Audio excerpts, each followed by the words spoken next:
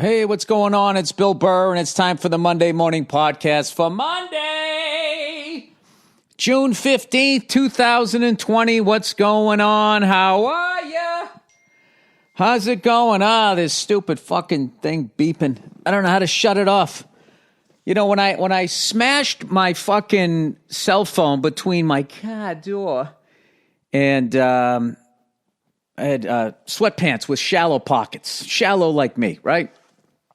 I fell out and I closed the door on it. So the cell phone, I keep hitting mute. I keep hitting fucking mute. Sorry.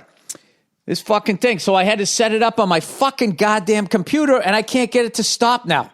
I'm literally like force quit. Force quit messenger. Messages. Force quit. Forcing quitting. All right, there. So I did that. Now I'm going to turn the volume back on. You watch this thing. It's still going to fucking beep.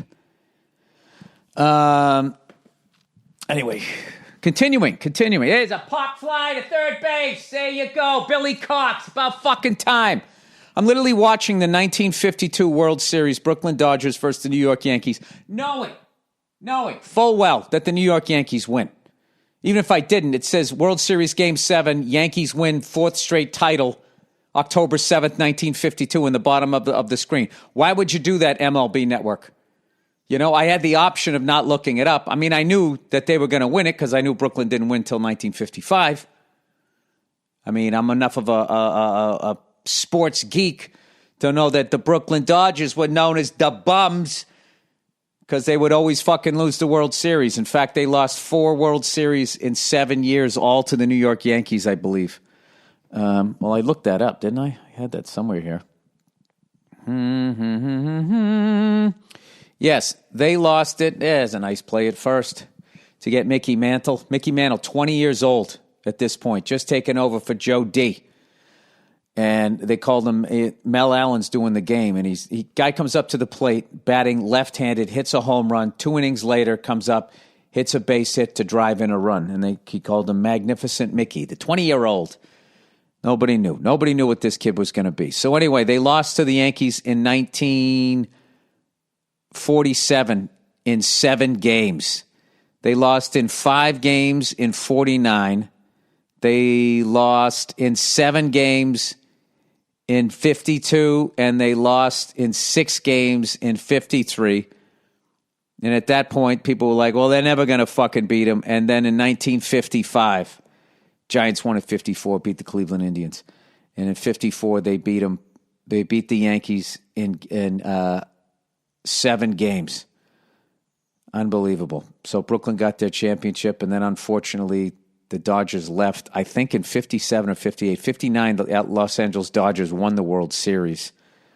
And in 63 and in 65. And all those titles would have been in Brooklyn. That would have been so cool if they still had the 3 teams there. Well, you had the Brooklyn Dodgers, the New York Giants playing in the Polo Grounds. Look at it, still fucking beeps. What do I have to do? I hit force fucking quit. Dude, I don't know what I'm beside myself. I just hit force fucking quit. I can't force quit out of Messenger. Now it doesn't even show up. I'm taking this fucking app and I'm dragging it over to the fucking trash once I get all my numbers back. That's what the fuck I'm going to do. I got most of my numbers back. But what I'm doing is I'm putting them into my computer as I get them. That's what I'm doing. So anyway, I'm watching this Game 7, 1952 World Series, okay? The Red Sox have broken the curse. You know, we won, what did we won? We won 1, 2, 3, 4. We won 4, right? Buried the curse. We're back, right? We're doing what we do every century. We win 5 in the early part. We win 4 or 5 early, and then we take it easy. We take it easy. You know it'd be funny? Because a lot of people, this wouldn't be funny as a Red Sox fan, but I won't be around to see it for the rest of the century. Although I plan on making the 70s again. I'll be 101 years old in 2070. Anyway, one of the major reasons they tried to say that the Red Sox didn't win it, they had all these fucking things. They were cursed, all that stupid fucking shit. And then there was the real reasons, okay? The ballpark, the way the ballpark was built and how we would always try to, oh my God, if we get a power hitter, fucking right-handed hitter, he's going to hit 90 home runs. Never happened. They just fucking pitched him low and inside and he ground into a double play every fucking time to end the inning. But the major reason why was, aside from the fact we just weren't a good organization, and the Yankees were a phenomenal organization, was we also were the last team to integrate. So what I'm thinking, what would be wild, can you imagine if that repeated itself this century, where the Red Sox won 4 or 5 before 1920.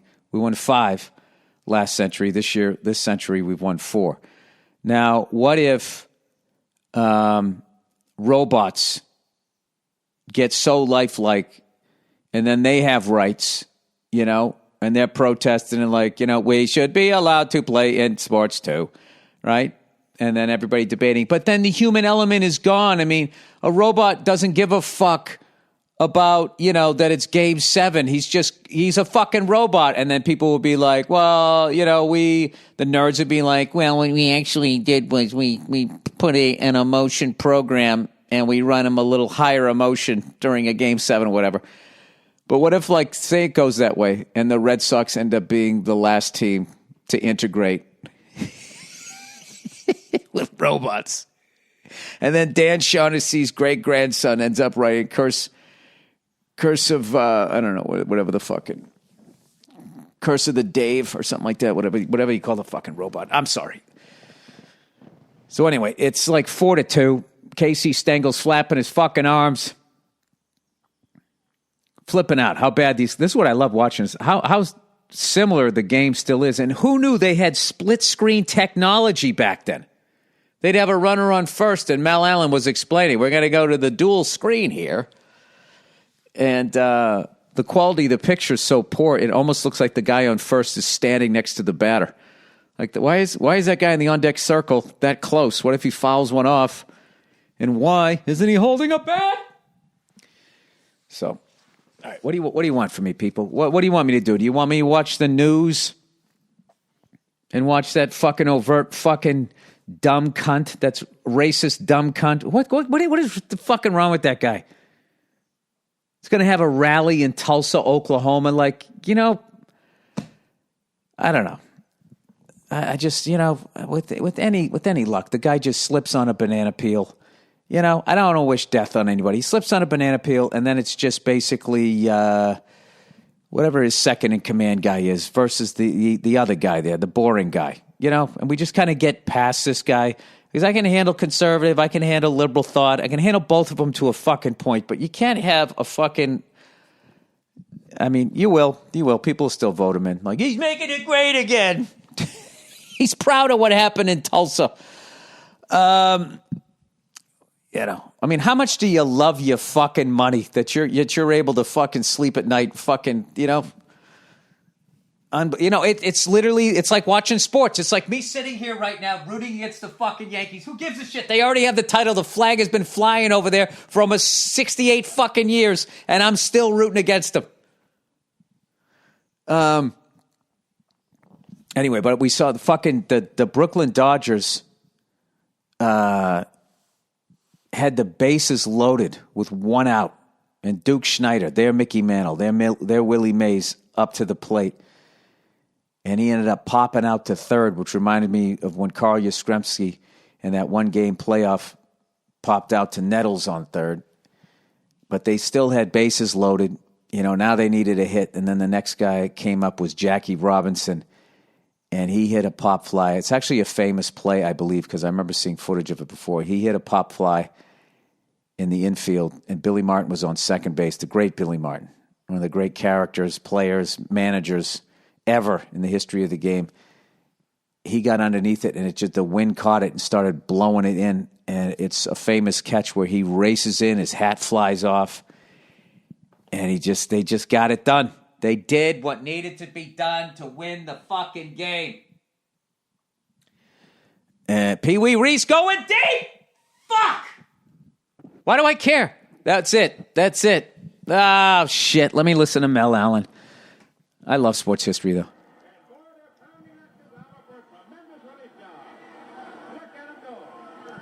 You want to hear the final call? You want to hear it? And there it is, fucking. How about that?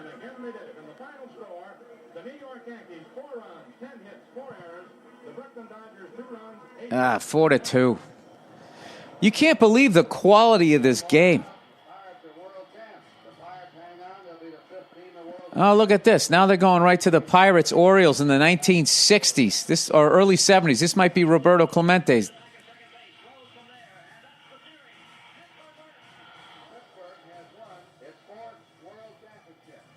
Yeah, I think that was the night. That was the one that they won in the early 70s with a young Willie Stargell. And I want to say that was the last game Clemente played. Or did Clemente get his 3,000th hit last game regular season and then unfortunately died in a plane crash? I don't remember. This is what I'm doing, people. I'm back. I'm back to not watching the news. I am hardcore into just watching shit that already happened. And right today, I'm watching a bunch of World Series games while my beautiful baby boy sleeps. And wow, the fucking ballparks have changed so much. I don't even know what this is. This is World Series. Come on, man. Baltimore Orioles versus the Pittsburgh Pirates. They met twice in this decade. Once in 79 and once in the early 70s. I forget what. I want to say this was 71, 72, or 73.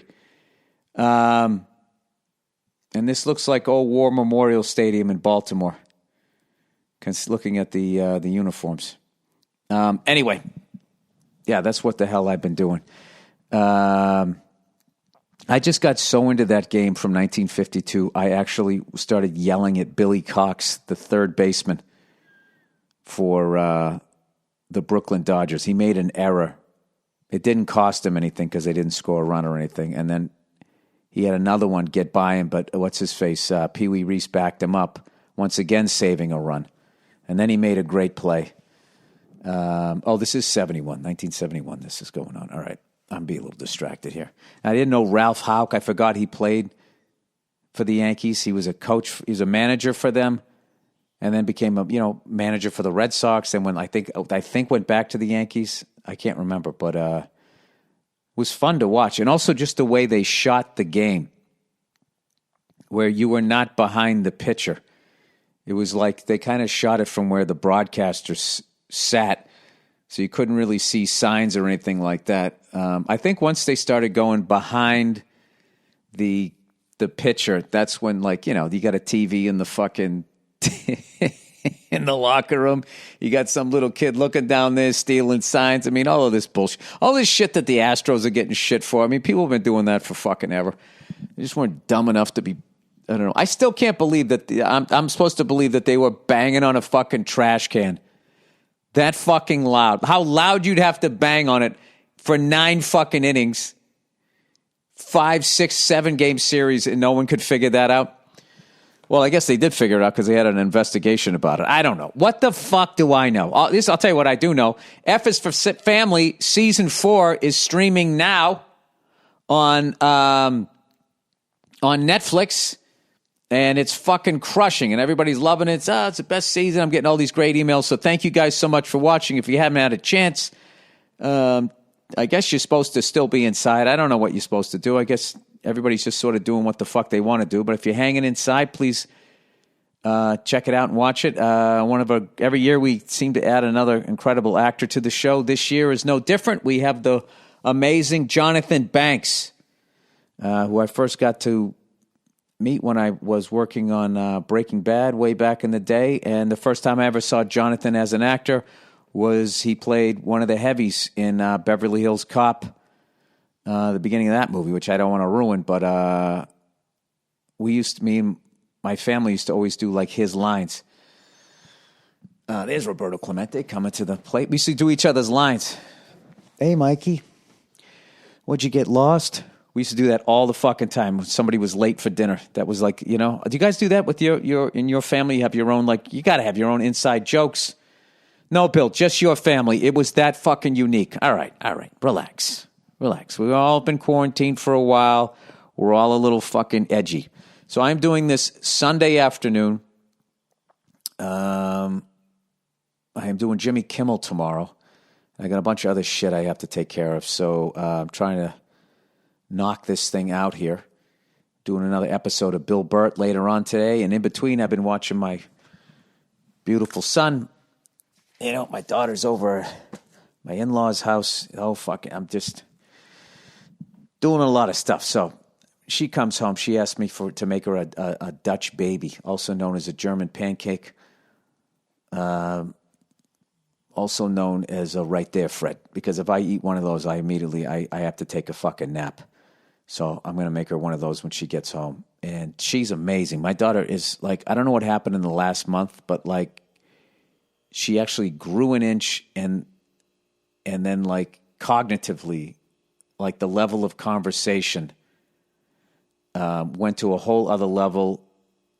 And she became even more beautiful. Now, I know I'm all prejudiced here because I'm her dad, but I'm telling you, man, just like blew me away. You're just sitting there one day, and all of a sudden you're just having a full-on conversation with this little kid. It's amazing. So I can't wait for her to get home. I'm watching all this baseball. We're going to go play a little T-ball and all that shit. So anyways, I'm doing Jimmy Kimmel tomorrow. Also, The King of Staten Island. Been getting great reviews. People that have been watching it have been awesome. It's $20 to stream, and I know, oh my God, $20. Well, you know, you can have like fucking 10 people sitting in the room, and you know, you all pay $2. It's a great movie. Everybody's really enjoying it. I want to thank everybody that's watched it. That and F is for Family. I want to thank the great Joe Rogan for having me on his podcast to help promote it. And if you haven't seen that, I did an episode that of the Joe Rogan Experience that I think he posted Friday. So, and I believe that's the latest one, but you never know with him. Hardest working man in show business there. He might have done another one since then. But and then also Robert Kelly. I did the You Know What, Dude podcast. And that's it. I got nothing. So now I'm turning off the fucking TV. Finally figured out how to get everybody on the same goddamn page here. So I saw a couple of fucking hilarious, just amazing videos. You know, what else am I going to do, people? I'm not going to lie to you. I got nothing. I'm just trying to bang out the first half hour of this thing before I get the fucking advertisements and then the questions and everything from Andrew. There was this fucking guy. I don't want to get anybody in trouble here because it's a very colorful video. All right? There's a guy, all right, and he's walking by an establishment, you know, and he wants to make fun. He's basically doing the video to show that people are not quarantining, right? So he is, you know, because he's the smart guy, right? So he's trying to, on the fucking, you know, as the kids say, on the sneak tip, I believe. Probably old people say that at this point. He's trying to film them without him knowing. So he can be like, oh my God, they're so fucking stupid and I'm so smart. So he starts filming. This fucking kid saw him and just absolutely fucking trashed him. Fucking trashed him. All his friends trashed him. And then they used, you know, some colorful language and slash not politically correct language. Then the dude flips the whole thing around like he wasn't doing anything. It's like, yes, you were. Yes, you were. You were trying to be a smarmy cunt, and you got caught, and then you got fucking roasted, and now you're trying to do this thing like you're somehow the victim. Now, I don't condone the language used in this video, but what I didn't like is that's that classic fucking horseshit. You fucking created the situation. It was a very fucking chick thing, if I can get misogynistic here. All right? As opposed to what, Bill? You know, it's like you created the fucking situation and then you didn't get, you know, you initiated this fucking social situation and then you didn't like how it ended up, you know, how it turned out, and then all of a sudden you're the victim. You are not the victim. Now, if you want to debate the language in it, that's a completely separate thing. But the way the video is posted is my entire fucking problem with 24-hour news networks, right down to cunts that post videos. Why couldn't he just post it saying like, hey, I was trying to be a sneaky cunt and then these guys caught me and then fucking trashed me. It's an incredible video, but I'm trying to, you know, whatever. I'm speaking in generalities here. Anyway, Sorry, I'm reading text messages to see if I got the videos here. And then I just watched a bunch of shit about fucking animals and stuff. You know, Rogan's into that stuff, and he got me into it. And some of the videos are just too much. So, like, the praying mantis ones are just like, my God. I think God gave reptiles the fucking brains that they have because of the awful deaths that they have to fucking deal with. And I notice with mammals that I believe have a bigger brain, right? You wouldn't know that listening to this podcast, but I believe they have a bigger brain. So they at least have the decency to kill what the fuck they're going to eat before they eat it. Except for bears and wild dogs. Wild dogs basically just, if it's small enough, if it's a rabbit, they'll rip it apart. If it's something bigger, they just start fucking, I don't know. It's I like bears. I like watching them scratch their backs and shit. I like them sitting, in a pool of water like they're in a fucking jacuzzi. I like when, as I mentioned on Rogan, I like when they ride the bicycle at the circus. I'm into that shit. I don't like them when watching them take down like a fucking elk. It's just fucking ripping meat out of the thing's back as the thing's like, durr, durr. I don't know how you watch that shit. But I kind of went down one of those fucking little rabbit holes. And then, I discovered the praying mantis. And I will never look at that fucking thing the same way again. It's like it went to a Gracie dojo and it has, with like its front fucking vice shit, it's like, I don't know, it has, like some of those crazy martial arts weapons, I don't know, combined with wrestling where you put like nails on it and shit. Bill, we know what a fucking praying mantis looks like. All right, I'm sorry.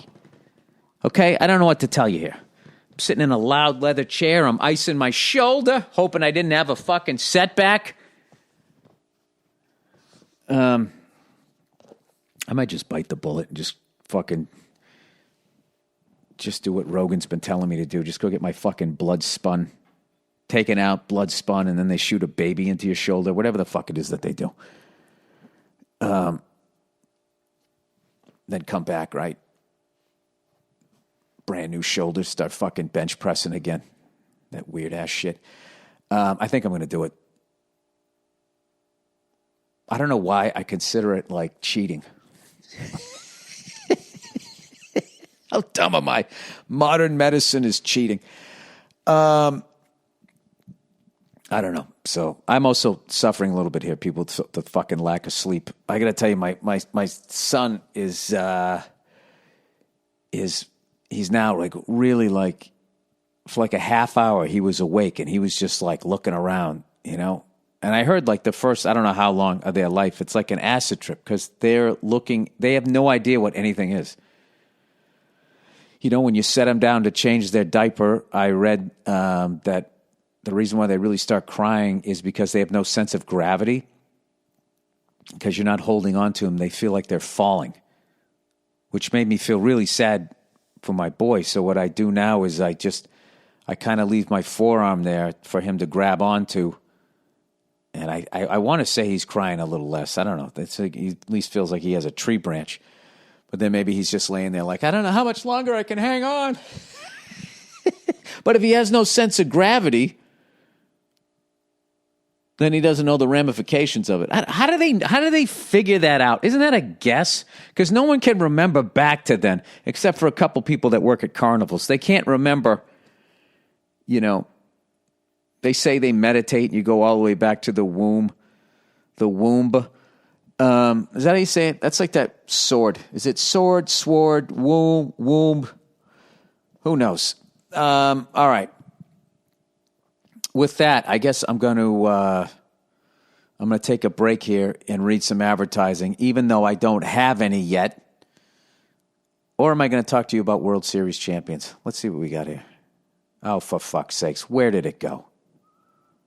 You try to click on something. There it is. All right, beautiful. Maybe I should start watching the news so I have more to talk about other than... No, you know what? This is your oasis. I'm sticking with the business plan here. All right, so here's how the 1950s go. Let's start 1945, okay? This is the people want Tigers. Cardinals beat the fucking Red Sox in 46. Yankees.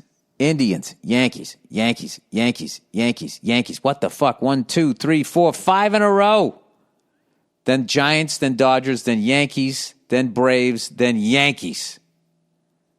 Then Los Angeles Dodgers, then Pirates, then Yankees, Yankees. 1960, the shot heard around the world. And then that was it. That was the end of the golden age. And the Yankees went to the World Series the next 2 years in a row and lost. And then their streak was finally broken where they went, Babe Ruth, we sold him, but still they were smart enough to buy him. But Lou Gehrig was there.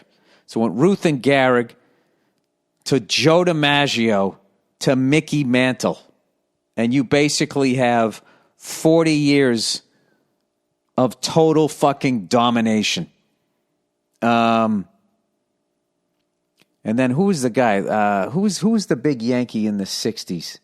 Bobby Mercer was their big guy. And he was the first, name Yankee, I believe, not to get a ring, which was almost unheard of. And then also, with the expansion of baseball and that type of stuff, it became harder. All of a sudden, there's 24 teams, 25 teams. Your odds just keep getting bigger and bigger. Then they come back in 77 and 78 because the fucking cheap-ass Oakland Athletics didn't want to pay their team that won 3 in a row, 72, 73, and 74. I should have known that. The Big Red Machine won in 75 and 76. 76 beating the Yankees 4-0, swept their asses. That's what Pete Rose said to me when I got his autograph. I was at the mall there at Caesars, and I bought 2 pictures. I think I told this story before. One was him sliding into third base head first in the 1975 World Series where they beat the Boston Red Sox, right? And his helmet had blown off, and he was diving in the air. And then the other one was in 1976, almost the identical picture. It's him sliding to third base, head first, helmet off. So I said to him, can you sign the first one, Bill? I'm sorry, because it was with the Red Sox. And he looked at me and he goes, I'm not. I go, you'll get the joke in a second. I go, I'm a Red Sox fan. I go, and then in the second one, can you write, Bill, you're welcome? And then he laughed and he got it. I was like, thank God, because when he looked at me, I was like, oh, fuck. Charlie Hustle's going to kick the shit out of me here. It was so cool. I was me and Lawhead, and we actually got to talk to him about hitting. And it was funny, too, because he sort of tested us to see if we were just a couple of jerk-offs who wanted to talk to him, because we go, hey, who's the toughest guy you ever faced? And he just looked at us and he goes, who do you think? And I was like, all right, I'm trying to think the errors he played. So I was like, Bob Gibson. He's like, nope. And then, who did Lawhead guessed? What's his face from the Dodgers, which ended up being the right team. The big guy who had the heart attack, power pitcher, built like Clemens. Began with a D. Don Drysdale. He's like, nope. And then we guessed a few more, and we go, who? He said, Sandy Koufax. We were like, really? And yeah, and he imitated the ball. He's just on either side, left and right hands, like it was just falling off the table. Said he was the toughest, and that's the greatest hitter as far as hits. He's got he has the title. So I like doing that shit. I like going to those. Not even just get their autograph, because I don't give a fuck about that, because I'm going to end up losing it anyways, or it's just going to be in the back of my closet. Just actually being able to ask them that question, who was the toughest guy you ever faced? And then you're just some jerk-off fan. There's no camera there, so they don't have to worry about anybody trying to do any fucking gotcha bullshit with them. And they actually, my experience has been they open up, and they actually love talking about it the way I love talking comedy. All right, guess what? I got the reads here. I got the reads. So, hey, I'm going to take a break here. We're going to do a little of the advertising. And Let me make safe so I can have fucking Andrew drop this bullshit in. All right, almost 30 minutes. And then I'm going to come back with the wonder of editing, and I'm going to read all your questions here for the week. All right, I am back. Oh, we got the call. We got everything. We got the live read. I didn't have to fucking do that shit. Wonderful. Hey, everybody. It's Simply Safe. Simply Safe. Isn't that what we all want to be? What's the number one sign of a bad home security system? A guy with a bloody axe standing at the end of your fucking bed? It's a hell of a question. What's the number one sign of a bad home security system? A home security system that's so complicated that you never use it? Well, yeah. I mean, you can't always blame the home security system because I'm fucking. My wife actually called me dumb yesterday, and she was right. I tried to put together this fucking baby swing, and I'm like, the fuck, it's a piece of shit. It's missing a part or whatever, you know. And she ended up figuring it out. I thought she duct taped the thing. So we got an argument yesterday, and she goes, "And you're fucking dumb, okay? You don't have the patience to put something together." I go, "The fuck, it was missing a piece." And she goes, "You had it on backwards, you fucking idiot." You know what? When you're that mad, your emotions are that high, and then the other person's so fucking right, just how dumb you feel. Well, Simply Safe knows that there's a lot of people like me in the world, so they designed a security system that is not only secure, it's so easy that even a dope like me can use it. That is exactly the type of security system Simply Safe has spent a decade fighting against. An overly difficult one. They believe that simple is safer. And it's exactly why Simply Safe is the home security for right now. When feeling safe at home has never been more important. Simply Safe was designed to be easy to use while protecting your whole home 24/7. Order online with the click of a button, open the box, place the sensors, plug it in, and your home is protected around the clock. Look at that shit. It doesn't seem like you even needed a screwdriver. Order online with the click of a button. I don't know if I can get past that, but if I get past that, open the box, place the sensors. That's perfect. Wonder if you can do that for your kid, who's sneaking out to do meth. You can put it on the fucking window. No technician or salesperson has to come and disrupt your house. You don't need to pay any outrageous monthly fees or sign a 2-year contract. Tell a personal story about setting up Simply Safe or about how Simply Safe is, if possible. Well, you know what? They already had a ridiculously difficult home security system in my place before I got my house. So, my wife knows how to use it. All right. Can we stop exposing how dumb I am? Simply Safe was named Best Overall Home Security of 2020 by U.S. News and World Report. And their 24/7 professional monitoring and emergency dispatch starts at 50 cents a day.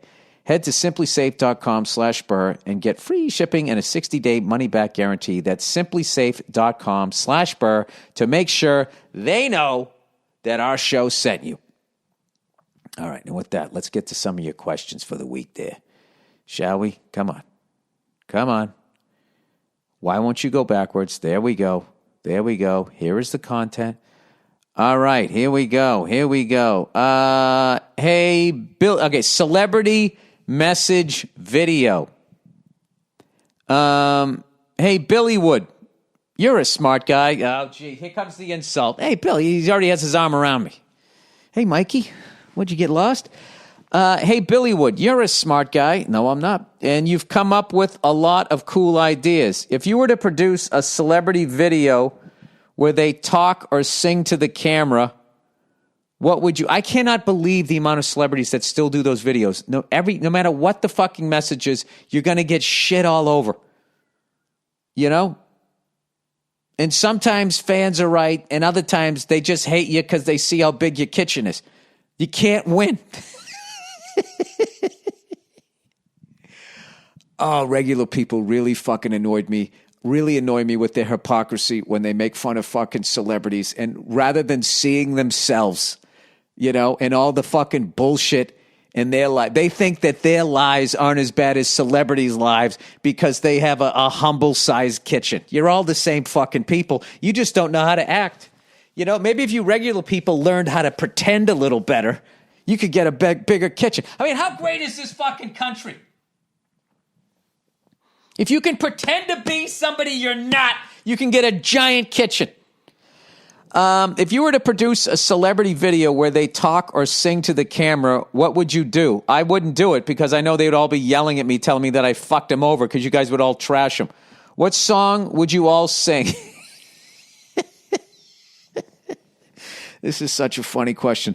Any celebrities of note that you would have, assuming you could have anyone? And Bill, most importantly, what's the message you want to get out there? Hugs and kisses. I would do a parody of it because I lack the talent to execute it, to actually do a good one. So I would do a parody of it, and I would do it about gold digging whores, or I would do it about white women never feeling that they were wrong, or I would do it about all the white women talking about white women that they know who are actually named Karen, who are actually good people. Watching white women trying desperately not to be called on their fucking bullshit, and for them not to be fucking labeled is one of my favorite things I've watched in a while.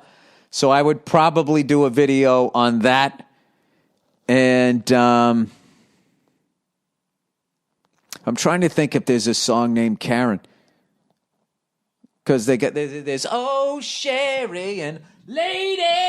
They're always singing, I'm the type of guy, there's Ethel on my left. How funny is that Wanderer song? There's Gladys on me and there's Flo on me. It's all old lady names now, but back then it's just like Flo was fucking young and hot. Oh, God, I'd love to get in her giant underpants with all the fucking frills on the back. He's a boogie boy of hairy bushes. Let me see. Is there a song named Karen? Karen lyrics. Karen, I'm not talking. Let's see videos. I would use this. The first song I find. Karen song. The Karen new generation. No, I don't want it to be Karen hip hop. Let me just write Karen love song so I get an old school one. Love song. All right. Karen love song. Let's see here if this is probably the one I would use. After I get past the advertising. Okay, skip the ad.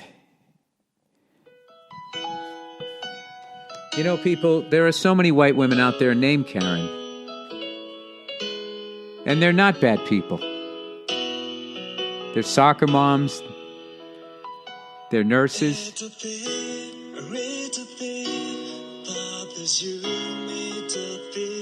I don't think this is English. They're white women, just like you and me. Dealing with the toxic white males in their lives. Then I cut to a white woman named Karen, and she'd already be crying. I mean, I know that black people, African Americans have it really difficult in this country. And I know that white police officers have taken a lot of liberties, but just imagine what it's like to be actually living with that white police officer. Something like that. I think that's how it would go. I don't know what the fuck that song was. I wonder if when they go into a fucking, like if I was a record producer and when I was producing a song that fucking cheesy about some chick named Karen, right? Or a fucking lady or whatever. I would try to talk to the other bandmates and be like, hey guys, is this like a real chick? Does he really feel this stuff? Or can we kind of fucking break balls as we record this, knowing that we're all just trying to make a pile of cash and act like we're sensitive people rather than we fuck everything that moves and do a mountain of cocaine during the recording and touring of this album? Is this an actual Karen? And then the people in the band be like, we don't know, man. He hasn't talked to us in a while. He's on a separate tour bus.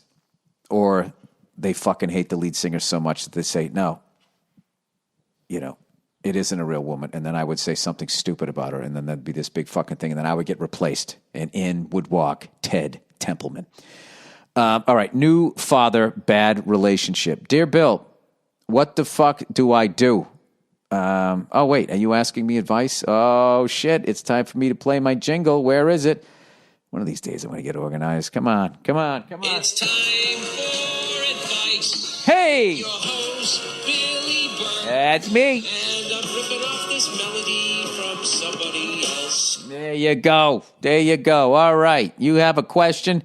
If you have a question, people, I will give you an answer. Okay? I will give you. I don't have the answer, but I'll give you one. If you want advice, I'll say something. I will move my jaw and make sounds in your directions. All right? Direction. All right, what the fuck do I do, man? He's like that dude in Platoon. I got a bad feeling. My girlfriend keeps pressuring me into marrying her. We have a 7-month-old babe. Jesus fucking Christ. Dude, you are married for the next 20 fucking years. We have a 7-month-old baby girl together, and I feel like if we didn't have her, we probably wouldn't be together now. My daughter is my world. Wow. From time to time, I get hit with this wave of, fuck, I want to leave her. I do love her, but I feel like we're too much different from one another. Her fucking family is so involved. They're great, but it's fucking annoying. All right. If you do love her and you do have a kid, at some point you got to put your kid, I don't know, dude. I've never been in this situation, thank God. But, I would sit down. You got to talk this out. I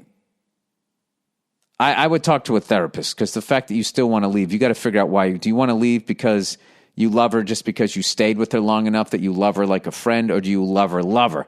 But you already have a Mr. Lover.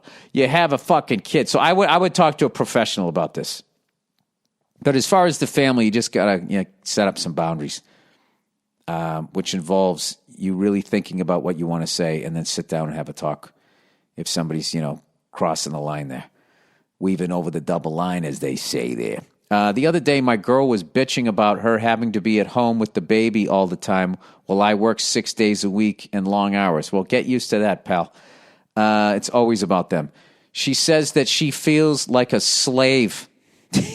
I know, like you're out there fucking It's like I'm out there fucking working, feeding all of you. Okay? We had a kid. You think I want to work 6 days a week? I don't want to work 6 days a week the way you don't want to fucking stay home the whole fucking time. But trying to get them to understand that's a 90-degree fucking grade hill, which is a cliff, buddy, and it's got ice on the face. I'm like, what the fuck? How all you have to do is clean occasionally and cook occasionally.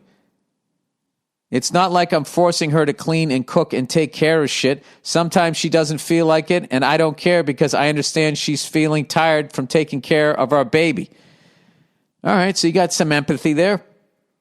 I will tell you, having a baby, that's all-encompassing. It's not like when they go to sleep, you have all this energy. You sleep when they sleep. When I move, you move. Just like that, right? Ludicrous. When they sleep, you sleep, right? She also, dude, like a lot of things that women say during this time, they're just overly tired. They're overly emotional. You know what I mean? Their hormones, whatever fucking excuses they have. And what you have to do is your job is to push down that everything that you're feeling, okay, and slowly inch your way towards your first heart attack at 58. I got some shit to say on this one, but let's just plow through here. Then she says, we're not even married, and I'm like, what the fuck does that have to do with anything? It has to do with like her fucking the end of The Price is Right. Is she going to win the showcase? Is she going to get both showcases? She needs to know what's going to happen. Anyways, I fucking work and you take care of home seems fair to me, and I pay all the bills. She occasionally helps and is willing if I ask, but I prefer to take care of it. Yeah, that's it. I'm earning money to keep the lights on and food on the table and a roof over our head, and you're taking care of the kid. We're parents. This is it. This is this fucking bill of goods that corporations sold women that you can actually have it all. Is a lie, and they just wanted you to keep spending and feeling like you needed more. I mean, you guys are together and you have a beautiful daughter, and that's your world. You don't need anything else. But what about that Cuisinart? Like she gets to have fun. Like she gets to have fun still. She gets to hang out with her family, go swimming or whatever. You guys have a pool? That's fucking amazing. I can never do shit because I have only one day off, and on my off day, I fucking run errands. Oh, Jesus, dude. I know, and nobody cares. And do whatever dumb shit she wants to do. This is it, dude. This is welcome. This is being a dad. This kind of bitching occurs time to time, and I'm tired of it. She's always bitching, saying I don't share emotion or spend time with her. Well, you're going to have to work on that. There's ways of just acting like you're doing it, and they'll believe it. Just make an effort. I'm the worst, dude. Don't listen to me. If I'm not at work, I'm with her. I even do the laundry alone at the laundromat. I wash, dry, and fold while she stays home on my day off. Okay, but you have a pool, but you don't have a laundry. So I think you have a pool at your apartment, or there's a town pool she goes to. But still, a pool is the shit. I wash, dry, and if it's not yours, you don't have to take care of it, that's even better. I wash, dry, and fold while she stays home on my day off. She just wants to bitch. She keeps pressuring me to marry her, and it makes me just want to run. But now that we have a baby, I'm scared that if we don't last, how it'll affect our daughter. Yeah, you should be thinking of your daughter first. I'm not even attracted to her the way I used to be. I don't know what to do. Well, yeah, I mean, if somebody's bitching at you all the time and you're that fucking tired, you fail to see who they were. This is something that could help you guys. If there's someone in a really involved family could watch the baby for a day or two, you take a day off from work and you guys just get away and maybe, remember again why you guys liked each other in the first place, because that's been great for me in my life. But I will tell you this. This is something that as a man, you have to just suck up and understand, is that the male-female relationship is all about the woman. All right? That's what it is. And as much as they say they want to hear from you and they want to know what you're thinking, it's about them. Always. Them and their emotions comes first. It comes before the kids. That's how if they're not happy, no one gets to be happy. There's no, hey, the kids are here. It's just how it's how they're wired. All right? They can also make a baby. So there's that. So you got to focus on the positive. But here's the thing. As the guy, you're going to be doing all of this shit. Working your ass off, you're going to die before she does, and none of it is going to be acknowledged. Okay? And if you want a little credit, you're being fucking selfish. Okay? And that's basic. I'm speaking in generalities, but that is essentially what goes on there. All right? So you're just going to have to suck it up and occasionally go out and get some beers with other guys that you know who are dads who are in the same situations. And you'll exchange stories, and at first, you're going to be a little pissed, and then you're just going to start laughing. It's why guys are so funny. It's because of the situations that we end up in. And, like, having a kid is really difficult, and, both people's lives have to adjust because you have the kid. But one person, it is acknowledged. It's constantly acknowledged what a woman goes through during pregnancy, the importance of the role of a mother, and blah, blah, blah, and all that stuff. And for guys, it's basically like, hey, fucking stick around. They need you. All right? Don't be afraid to do the laundry and cook and clean and fucking all of this other shit. So, I don't know. I don't know what to tell you, buddy. I would do what you need. I think you need to work on your relationship, and I'm not putting this on you, but I think you need to try to communicate to her how you're feeling. And this is a very tricky thing because you could marry her and she could become even more of a fucking nightmare. Or you could marry her and that could have been the issue, and then she can fucking settle down. Because maybe she's getting pressure from her family that, that they had, a kid. She had a kid out of wedlock. I don't know how religious it might be that, but I can tell you this, trying to make somebody else happy is not something that you can do. It's impossible. So what you have to do is, look out for yourself. So I would talk to a therapist about what the fuck is going on. And I would not marry her until you feel like that's what you want to do. Okay? And, when you sit down with her, you can tell her about the pressure that you're underneath. And I would stop short of saying, you bitching at me all the fucking time. Why the hell would I marry you? That's what you say to your guy friend at the bar. But as someone who was fucking had to be dragged kicking and screaming, I got married so late in life. I wish I did it a lot younger. And I love being married, despite all this shit that I'm saying. There are certain things like there's, my wife would come on here and do fucking 9 hours with no guest about what a fucking asshole I am to live with. So I'm not trying to make my wife out to be a bad guy. I will just say that in general, nobody gives a shit about the guy in the relationship. It's just what it is. It's just how it is. It's just how it is. Okay? And you got to accept that for your daughter. Okay? And the fact that you have to man up. You did have a kid with this person, and you need to do everything that you can do, to make sure that kid has the best childhood. So I would try the best you possibly can to make this thing work, which means you have to try and communicate with, this woman about how you're feeling. And hopefully she's a cool chick and will actually listen. All right? Rather than making everything about herself and start fucking crying, and then you're consoling her because she's been a douche to you. Oh boy. All right, let's get off this subject. All right. But I have tremendous amount of issues with women. So, take it all with a grain of salt. But I would talk to a professional rather than some fucking idiot. All right. Wild Animal Ride. Dear Billy Bison Belt.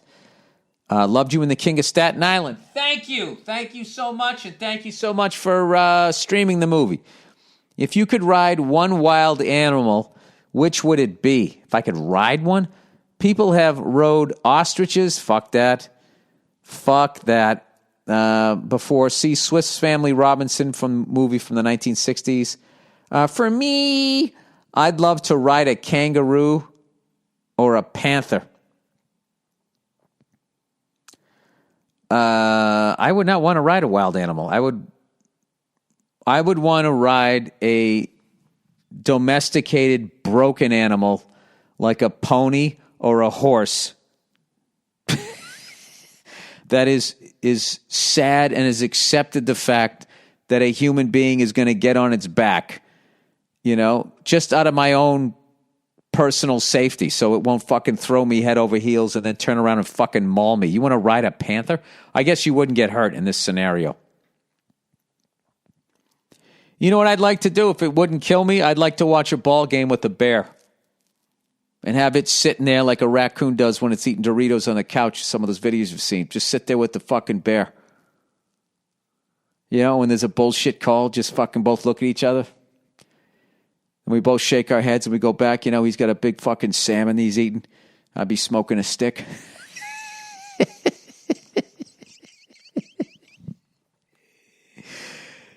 You know what's funny?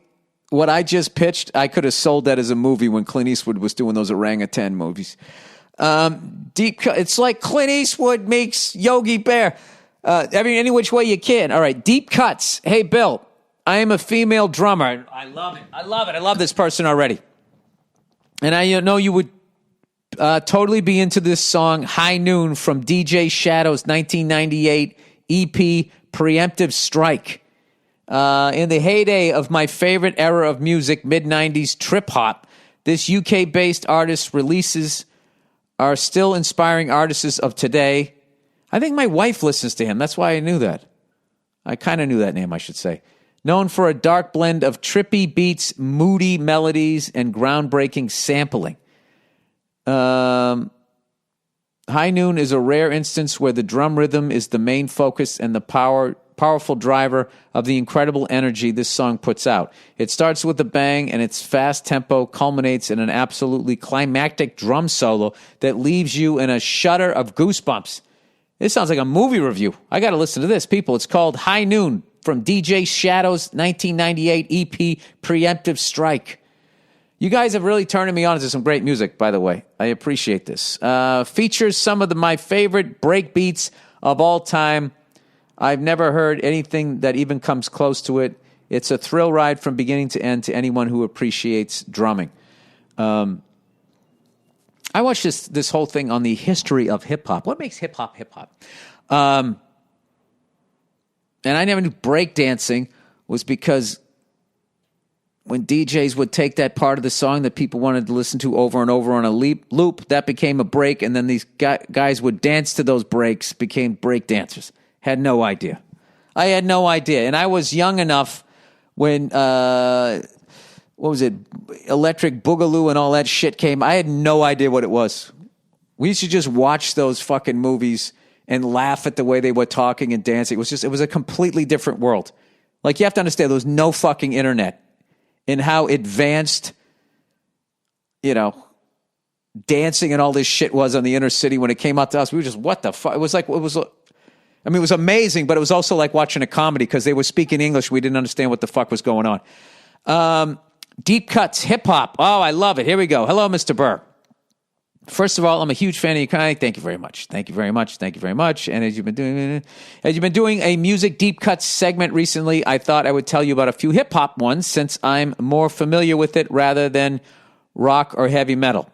The Punisher by Eric B. and Rakim, released in 1992. This was on the fourth and last album recorded by the duo Eric B. and Rakim, titled "Don't Sweat the Technique." The duo was initially catapulted to fame by hit singles Eric B. is President, released in 1986. What was the other one? The classic one that crossed over.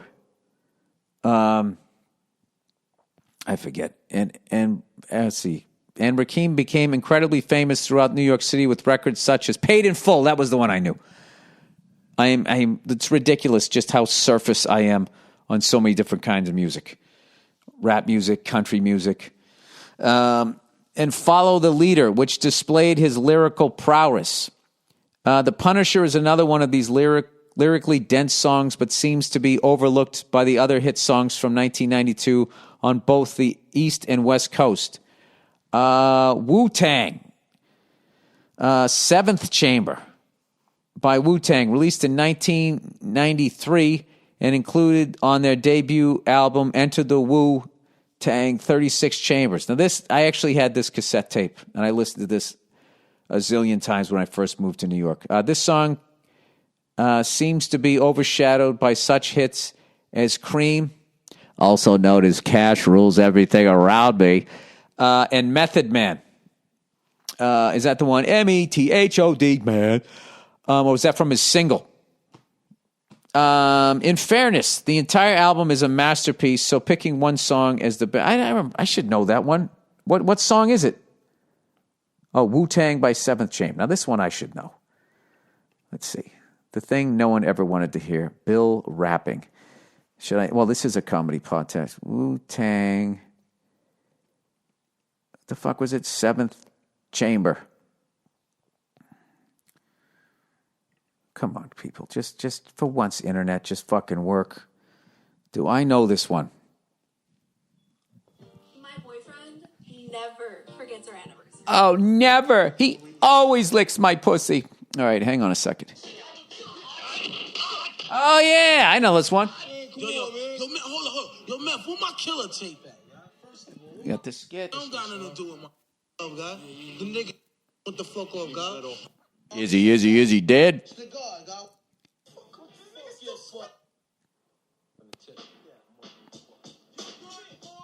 Vietnam. I remember this.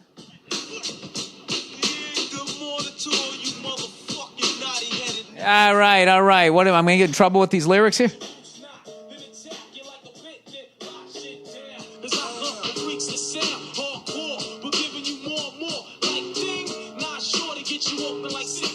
Yeah, I remember this one. I love this. You know what? This album actually crossed over into my white world.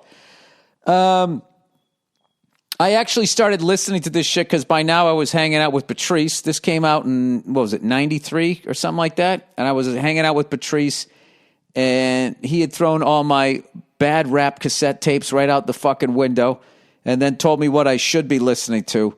And then when this one, I moved to New York slightly before he did, and people were listening to this album, and I was in New York being like, oh my God, these are racially mixed crowds. I'm used to just all white, angry people at fucking Nick's Comedy Stop. What do I do? So I was like, I need to listen to some of this music. I got to get something in me. So I need a reference that can save me on a late show, something. Yeah, so then I got the tape, and I listened to that one. What did I listen to back then? That was when that came out. The Fugees came out. And then there was the beginning of all that Biggie, Tupac shit where they stopped being friends and then all of that shit happened, right? 93 by then, Dr. Dre and Snoop Dogg, all of that stuff came out. I was never into the West Coast shit initially. And then years later, I'm fucking late to everything. I didn't get into grunge until like fucking the late 2000s. I'm the worst, right? All right, let's get back to the whatever the fuck I was just reading. MMP content. Okay.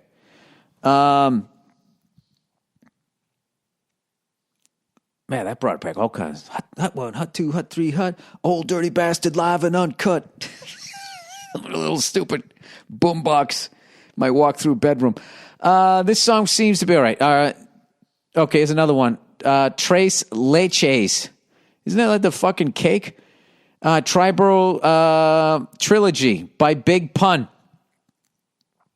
Isn't that a cake? Am I fucking crazy? This song is effectively... Now, Big Pun, I knew the one, Dead in the Middle of Little Italy, that thing. I knew that one that he did with Fat Joe. I'm a very superficial... I skim the top. I know. Just enough to get me through a comedy show late night in New York City back in the day. This song is effectively a fusion of some of the illest MCs in New York City in 1998. Off the album, Capital Punishment, the Latino rapper joins forces with Prodigy of Mobb Deep. I remember Mobb Deep. And this comedian, James Talent Harris, telling me that because there was a guy... what the fuck was Honest John used to go up. I think he used to go on stage, and he was this old white dude, and he would go on stage, and he'd come on to one of the Mobb Deep tracks, and the crowd would always laugh because they would hear that, and they would think it was going to be some, gangster, black comic going up there, if that existed, whatever, or at least that vibe, and then this old white guy would go up there. And Inspector Deck from Wu-Tang Clan, all rapping on a beat produced by RZA, also from the Wu-Tang Clan. All three rappers showcase their talent exquisitely, and it's almost strange this song is not as popular as others released by Big Pun.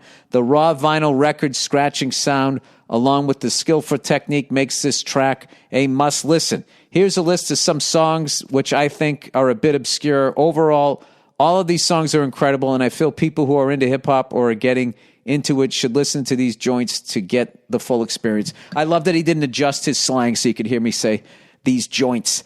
All right, here we go.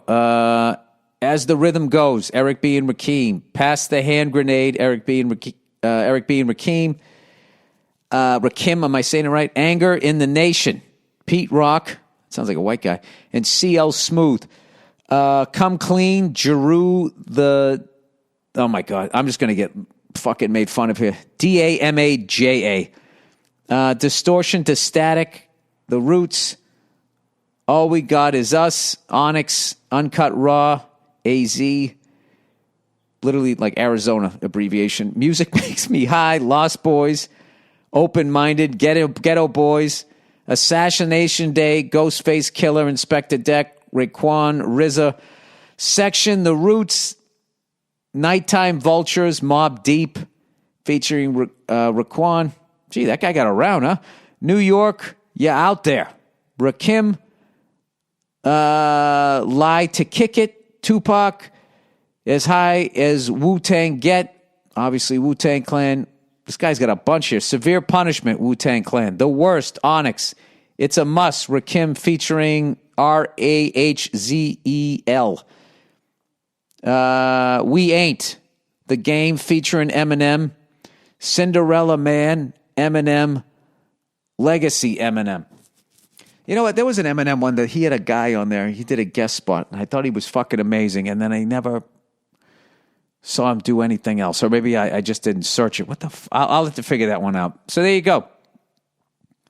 For all you white people out there who want to have a cooler fucking music list, there's some deep cuts. Some deep cuts off some joints from some rappers. Sorry. All right, where are we here? Hour and 6 minutes in. There we go, people. How about that? That wasn't bad. No news. I stayed out of the fucking quagmire. I had to give the racist orange cunt a little bit of shit. They got to get Mike Pence. Yeah. Mike Pence needs to accidentally push that guy down the fucking stairs, and then Mike Pence should fucking run. And then we can just go back to fucking normal. All right? We'll go back to normal. With a couple of old white guys running for president. Strange times. All right. Anyways, that's the podcast, everybody. Please watch season 4 of F is for Family. Please stream The King of Staten Island or listen to all this cool old deep cut hip hop shit that this person let us know about, and also High Noon, DJ Shadow, 1998. All right, that is it. Go fuck yourselves. I will talk to you. I'll check in on you on Thursday. Stop.